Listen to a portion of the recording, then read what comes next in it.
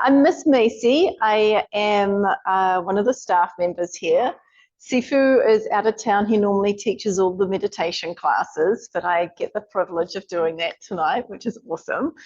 And for the very, very first time, Sifu's letting me do a question and answer. So if you have any questions about meditation, now's the time to ask them. I can't promise you that I will give you the right answer. I will just give you an answer that comes to me from the heart today. If you ask me tomorrow or 10 years, I may give you a different answer. But today will be the answers that we receive today. So if anybody and I just should say, it's like I said, it's not the right answer. Like it's definitely like I'm not qualified for that, but I may have an answer. And I have a couple of questions from people I have already. But Monica, go ahead. So the question is, sometimes when I meditate, this doesn't happen all the time. Sometimes I have a strong sneeze or a very annoying itch. And I guess the question is, like, let's say you have a strong sneeze, maybe yourself, right? Do you clean yourself? Let it be? Do you what yourself? Clean yourself. Clear yourself. Oh. Or you have a bad, like a strong itch. Or do you store it?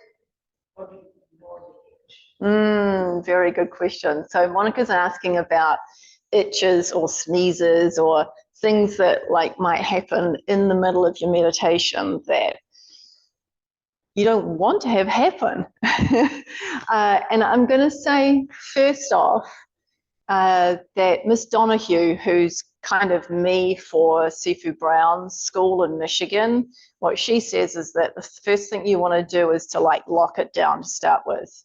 And like then you don't even notice the itches, you don't even notice there's just no sneezes come, like you're right in the breath. Like, so she says it's like, she describes it as like a race between your monkey mind, which wants to like explore all the itches and explore all the sneezing and all the rest of it, with your like meditation mind, right? And you want to get to that point in your meditation where like nothing matters. You're not paying attention to anything else that's a bodily sensation, right? You're just in the breath and you're just in the experience of the meditation, right? And that's definitely possible to do. I don't know if you've read The Mind Illuminated. That's a book that we have here at the dojo, and it's incredible. It goes through all these different stages of meditation, and that is like one of those stages where you can kind of get to. It takes some practice and it takes some time to be able to get to that point where you don't notice any of the itches and things like that. And sometimes that can vary from meditation to meditation. You know, it's just like, whoa. You know, some days it's like I'm not experiencing any itches, any outside things that are trying to bother me, and sometimes I am. So what do you do when you do experience those itches and all the rest of it? So one of the things that Sifu describes your sitting meditation as like is like a jar, a jar of like pond water. And when you sit for a long enough time with no distractions, then everything settles. Like, and all of the stuff ends up like at the bottom, you don't really see it. Like you're just experiencing the clear water. But anytime you like itch or scratch or, you know, or you sneeze or you pay attention to something else that's going on, it's like that's when the water's muddied again. So then you have to sit longer and be still again to allow everything to be clear again. So really what that says to me is that you want to try to ignore those things and try not to like scratch and then go back into sitting again. So as much as you can. Sometimes that's really hard with the sneeze, but sometimes they can catch you really unaware. But do your best to like breathe through it. Do your best to focus on your breath and focus on perhaps a different part of your breath that might allow you to just kind of like bypass any of the irritation. And if you have an itch, it's kind of like a thought that occurs. You're just like, well, thanks for sharing, but no thanks. You can go on your way now. I'll get back to you after I've finished doing my meditation, and just let it be. Yeah, hope that helps. And I think if anybody has questions at home, you can also type a message, and hopefully I'll see it. My eyesight's not as good as Sifu Scott's, so hopefully I can see it. Anybody else have a question? Anybody else here have a question? You can keep thinking because I have some more here. Okay, so Tanya has a question, which is not all of this, but I have several questions on here. She said, last time I hit some fairly massive goals, and in her opinion, at least before carrying through with them, they had felt like they were behind some pretty big hurdles. I think that's really an interesting metaphor. Like her goals were behind some really big hurdles. I'm like, that's a really interesting visualization. And she says, I'm really pleased, but looking back, it can also, in actuality, seem like small things. How would you use this realization or sense in framing goals for the coming year? So we have been talking about goals, in general here in the dojos, we do often at the beginning of the year. And it's really interesting noticing when you do achieve something that originally you thought was going to be very difficult and very hard, and then you achieve it and you look back and you go, well, that wasn't so bad. That was easy. I could do that again. And that's great, because that means that you've learned whatever it was you needed to learn at the beginning of the year you didn't know how to do. And now you know how to do that. So you can take that learning into your new year, take that learning into the goals that you're creating for yourself this year. If you're choosing to create them now, or whenever you choose to create a goal, you can take that learning into what it is that you're about to be doing. And I'm going to suggest that one of the biggest learnings is that things aren't necessarily as hard as you think they might be, and to really just take that first step into the doing of that thing. And that often allows you to move on and move forwards, and maybe you can just completely sidestep those big hurdles, and they're not even really hurdles, or maybe you learn how to climb over them, and that's easier. So take those into your goals. Yeah, just raise your hand if you have a question, because I've got some more here too. All right, so I have another one here. It's from Zelda. How do you, and I don't know if it was one directly from her or from another student, how do you manage feeling overwhelmed with the amount of things that need to get done? Or rather, how can I avoid feeling overwhelmed? Right, so this is a favorite question of mine, because one of the other things I do is I help people organize in their lives and help them with their prioritize all the things that they do. So it's always a matter of priorities. When you have a lot of things to do, which things do you choose to do first?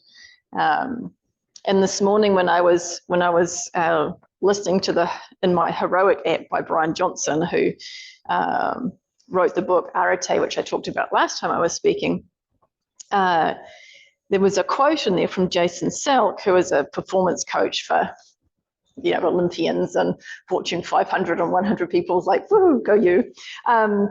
So he says, successful people don't get everything done. They get the most important things done. And I think that's really useful advice, and extremely so helpful in not feeling too overwhelmed with everything that needs to be done, because honestly, We can never get everything done in life. We just can't. We're limited human beings, and there's just basically way too many things that we could possibly do, way too many things we could possibly see. We have to choose what it is that we're doing. We have to choose what it is that we want to invite into our lives and have be part of our lives. So in order to avoid feeling overwhelmed, one of the great tools that you can use is to choose what you're not doing. Right? So some people actually even create a not doing list, which is awesome. It's so fun, because then you're like, okay, I'm not doing that. And you can if you want to do it at a later date, that's fine. Just put a date. I'm going to do it this date. But that means you don't need to worry about it now, right? Because it's not happening now. You can really just, okay, great, I'm going to do that tomorrow, or I'm going to do it next week, or I'm going to do it in a month's time right now, whatever it is. It's like that allows you to focus on the things that are important right now. So very, very helpful. Very helpful. Yeah. Any other questions right now? So I'm going to pause for a second. Monica. What do you do when you can't sleep? Oh. Mainly because when I have not sleep, I have all these thoughts about things that I never really happen. But I just go wild. So you're going over and over things in your head of things that have happened during the day, or maybe last week, or yeah. This happened, this did not happen, what did I do, what did I say, what did I not say?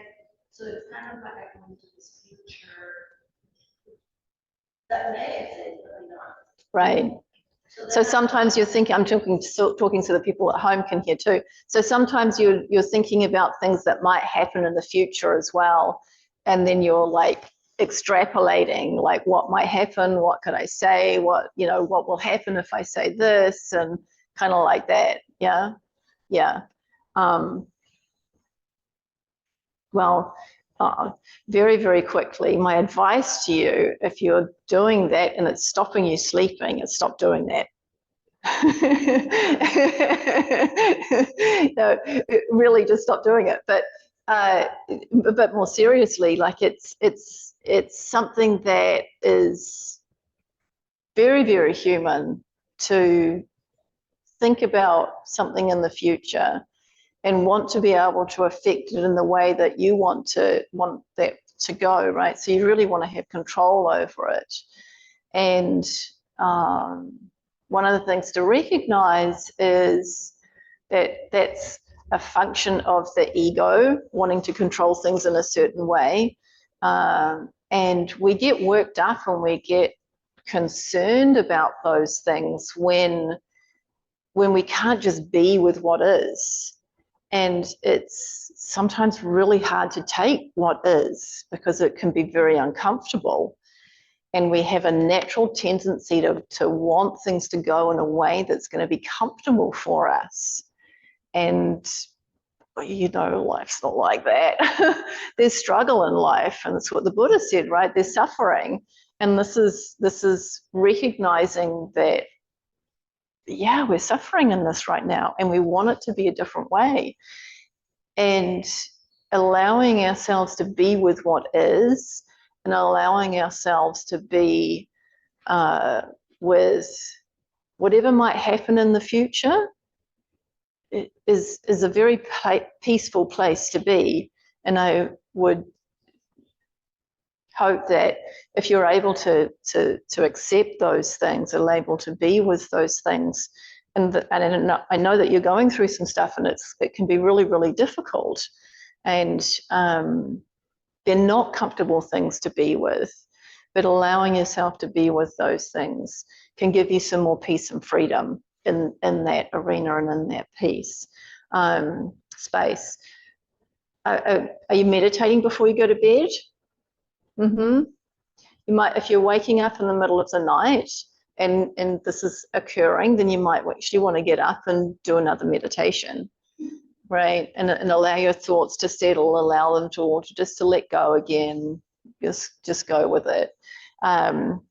You might want to try some journaling, either journaling, writing down your thoughts, whatever you need to do to let go of the thoughts so they're not in your head and not churning, right? Because that's the thing that's going to keep you up at night. So hopefully some of that's helpful. All right, any other last minute questions? Go ahead. Yeah. When I do meditate every day, but I've been doing it much less on my actual meditation cushion, because I noticed that if I don't do that for a while, and the posture is hard for me. I start probably doing it. So right now, it's 10 minutes like this, and I can start doing push my shoulder blades Mm-hmm. And I was wondering, there's a way to have a wrong posture while you're sitting for meditation, and there's a right posture that you should do to minimize that. Yeah. If you're doing it every day, that will actually just those muscles get stronger, you don't do so much, or actually once you're meditating and if you're deep enough in it, you also notice that Yeah. That's really great question. And part of it is a little bit like the itches and things like that, because your body's like, I just want to move, because we're made to move as human beings, but yet we're like going, no, I'm just sitting here still, I'm not going to do anything. And then your body goes, wait, I want to move. And you kind of have to let that part of that go. But yes, there are some really great ways to allow your posture to be correct.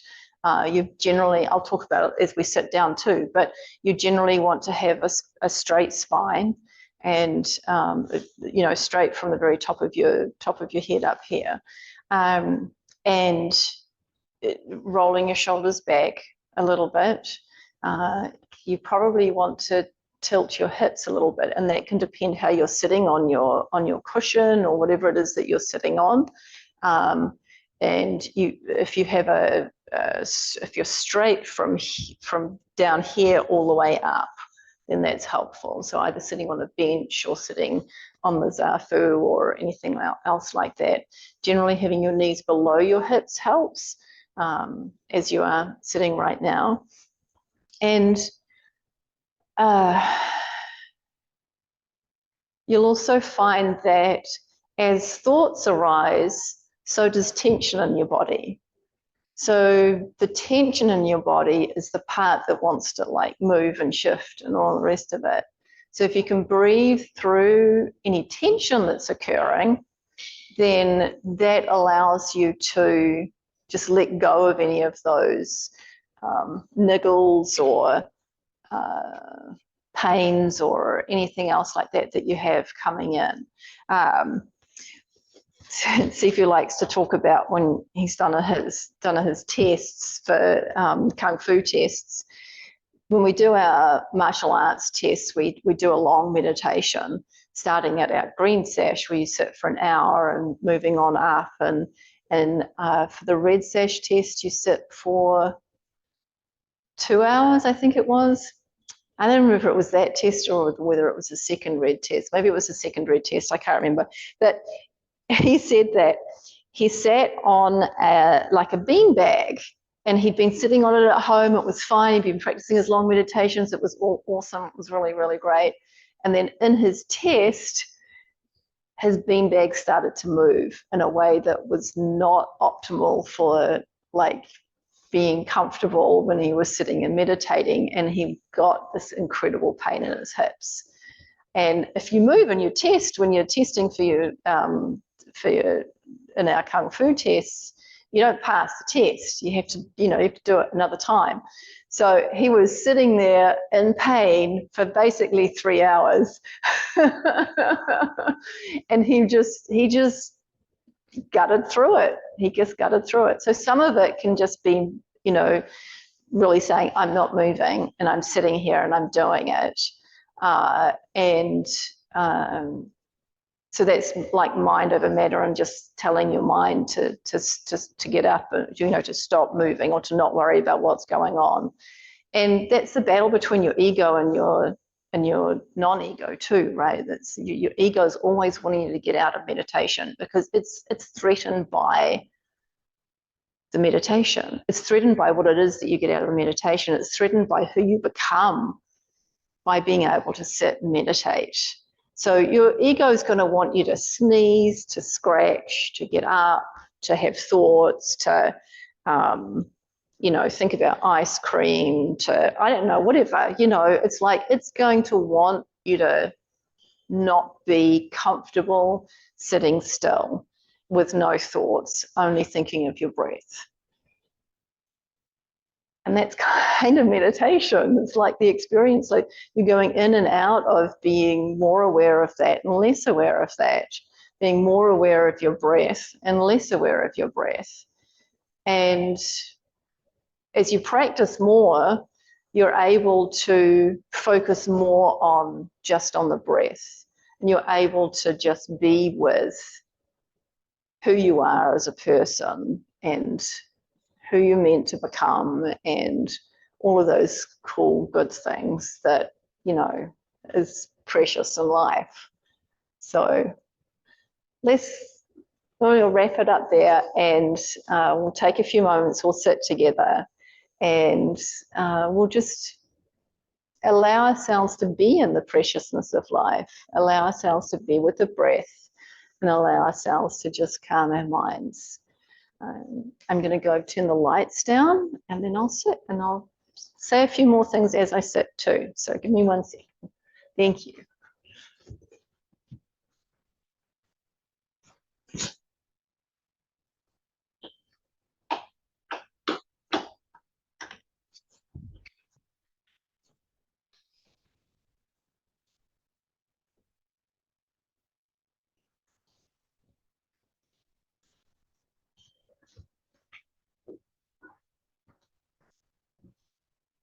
And we'll sit for about 15 minutes or so.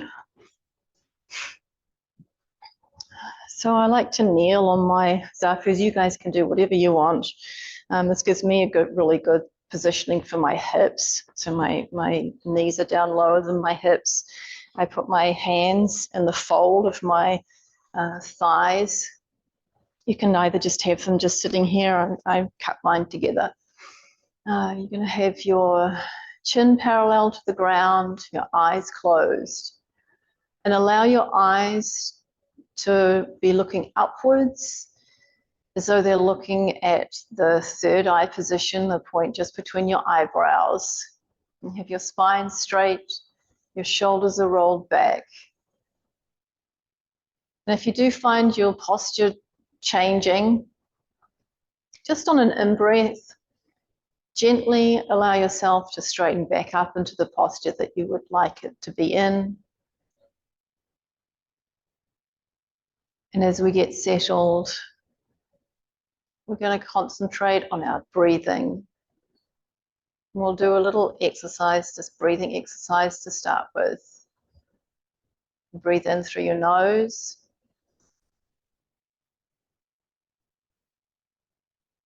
Hold. Out through your nose or your mouth.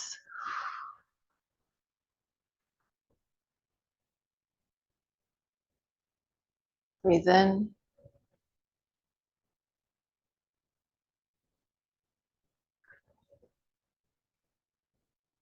Hold. Breathe out.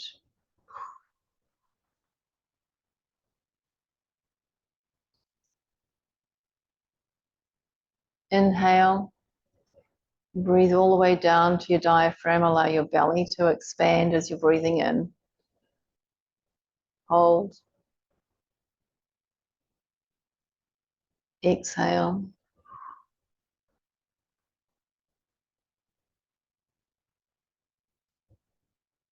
Inhale.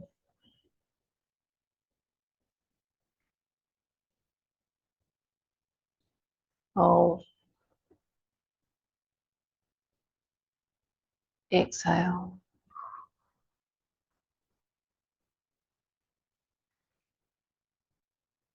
One more. Inhale.